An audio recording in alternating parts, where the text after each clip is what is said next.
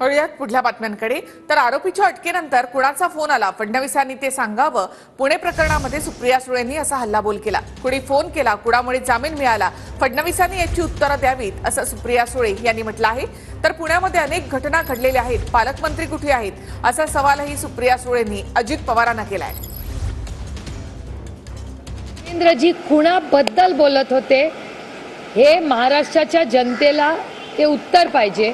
आणि मी एक नागरिकही आहे, एक महिला म्हणून, एक आई म्हणून, एक लोकप्रतिनिधी म्हणून मी देवेंद्रजींना विनम्र विनंती करते की राजकीय दबाव कोण टाकत होतं, कोणी फोन केला, कुणामुळे बेल मिळाली, या सगळ्याचं स्पष्टीकरण महाराष्ट्र सरकारला, राज्याला आणि या देशाला दिलं पाहिजे। पुण्याच्या पालकमंत्र्यांची अनेक दिवसात भेट नाही झालेली, अनेक प्रश्न आहेत। कालचा इंदापूरला झालेली दुर्घटना असेल, दुष्काळाची महाराष्ट्रातली परिस्थिती असेल, बारामती लोकसभा मतदारसंघात टँकर आणि अतिवृष्टी झाली, असे अनेक प्रश्न असतील।